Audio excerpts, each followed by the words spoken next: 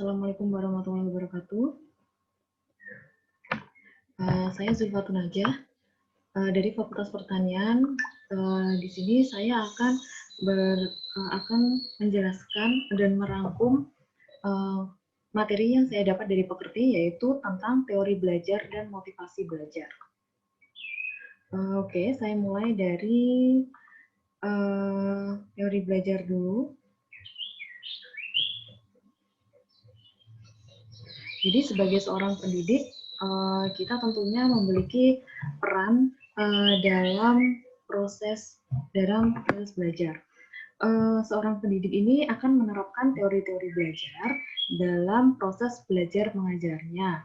Maka pendidik juga harus tahu mengenai teori belajar supaya proses belajar mengajar ini dapat berjalan secara optimal.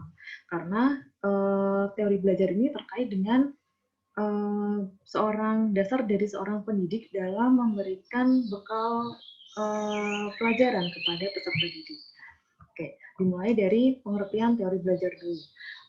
Teori itu adalah analisis hubungan antar fakta satu dengan fakta yang lain pada suatu sekumpulan fakta yang disusun secara sistematis, logis, empiris, dan juga simbolis dalam menjelaskan suatu fenomena. Belajar itu merupakan aktivitas sadar dan menetap yang dilakukan oleh manusia sebagai individu dalam berinteraksi dengan lingkungannya, yang mengakibatkan perubahan perilaku meliputi sikap, pengetahuan, dan keterampilan. Sedangkan teori belajar sendiri ini adalah upaya untuk mendeskripsikan proses belajar dari manusia. Dan kemudian aliran dari teori belajar ini ada 5, yaitu teori tingkah laku, kemudian teori kognitif, teori sibernetik, teori konstruktivistik, dan teori humanistik. Kita pelajari satu-satu. Untuk tokohnya dahulu, tokoh dari teori tingkah laku itu adalah Edwin Guthrie, Thorndike, Burgos, Skinner, Baruda, Eva Pavlov, Frieder, John Watson, dan Carl Hoek. Sedangkan teori kognitif, tokohnya adalah Jean Piaget, Brunner, David Ausubel, Dienes, Van Hill, Brownell, dan Van Engen.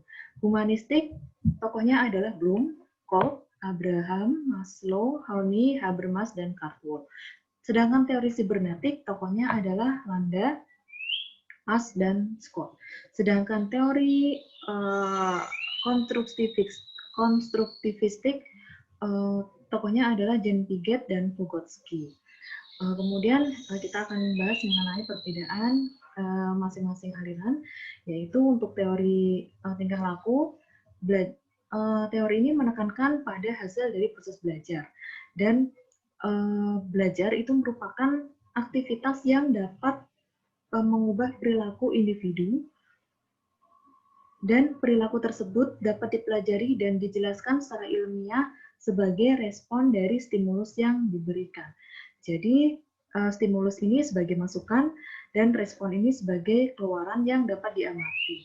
Kemudian, kritik dari aliran ini itu adalah tidak mampu menjelaskan proses belajar yang kompleks dan tidak semua hasil belajar ini sebenarnya dapat diamati. Seperti itu. Kemudian teori aliran kognitif.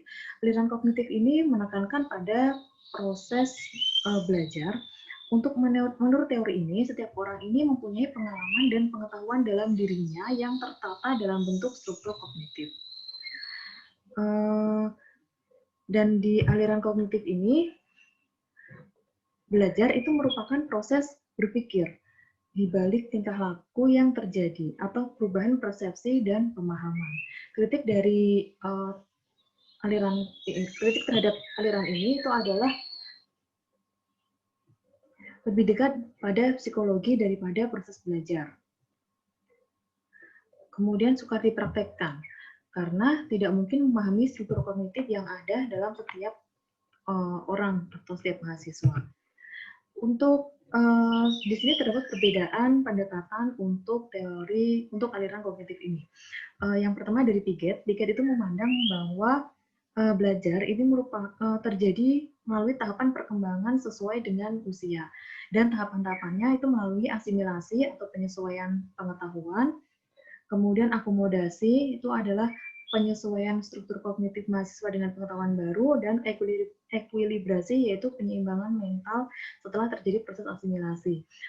Sedangkan Brunner ini memandang bahwa belajar itu ditentukan dari cara mengatur materi pelajaran, di mana tahapan prosesnya itu adalah enaktif, yang artinya mahasiswa ini memahami lingkungan melalui observasi langsung. Kemudian ikonik, ini mahasiswa mengobservasi realita tidak secara langsung, tetapi melalui sumber sekunder, misalnya melalui gambar atau melalui tulisan. Sedangkan selanjutnya tahapannya adalah simbolik.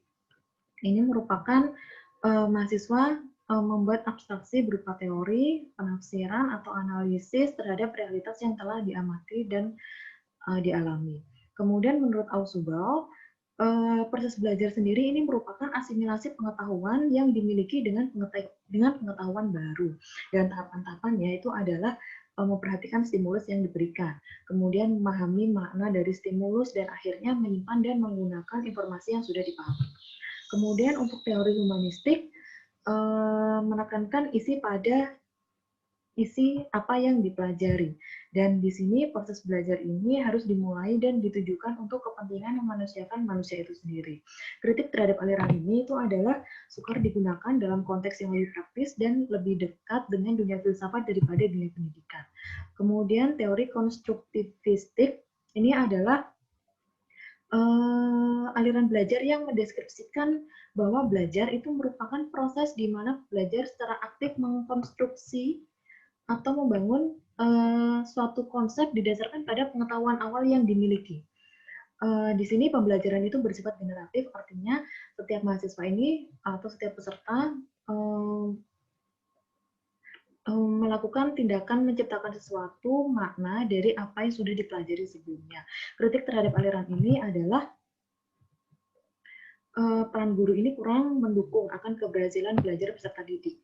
Kemudian karakteristik setiap peserta didik itu berbeda, sehingga proses belajar itu juga pasti akan berbeda, dan penekanan pada relativisme. Dan yang terakhir itu adalah sibernetik yang menekankan pada sistem informasi yang dipelajari. Nah, sistem informasi ini menentukan terjadinya proses belajar. Untuk teori sibernetik ini ada dua. Teori belajar menurut Landa itu menuntut ada dua pendekatan, yaitu yang pertama pendekatan algoritmik yang menuntut mahasiswa supaya berpikir sistematis, sedangkan yang kedua adalah pendekatan heuristik yang menuntut mahasiswa untuk berpikir divergen atau menyeluruh. Kemudian yang kedua teori belajar dari Parks dan Scott yang kita ada dua pendekatan juga, yaitu serialis itu menuntut mahasiswa untuk berpikir tahap demi tahap sama seperti pendekatan algoritmik. Kemudian yang kedua adalah pendekatan populis yang mempelajari sesuatu dari yang paling umum dulu menuju ke hal yang paling khusus. Kemudian kritik pada aliran ini adalah lebih menekankan pada sistem informasi dan kurang memperhatikan bagaimana proses belajar itu berlangsung atau sudah dipraktikkan. Kemudian motivasi belajar. Motivasi belajar itu adalah sesuatu yang mendasar yang harus ada dalam proses belajar, karena hasil belajar ini akan optimal bila ada motivasi. Nah, cara menumbuhkan motivasi ini ada berbagai macam, misalnya dengan memberi angka, kemudian memberi hadiah, melalui suatu kompetisi, ego environment, dan juga memberikan pujian. Teori-teori motivasi ini ada 8 ya. Misalnya teori motivasi dan penguat, hadiah dan penguatan, cognitive dissonance, teori atribusi, self-worth, ekspektasi of motivation, teori humanistik and motivasi, dan motivasi berprestasi. Kemudian motivasi belajar sendiri ini ada 4 faktor yang harus diperhatikan, yaitu attention, relevance, confidence, dan satisfaction.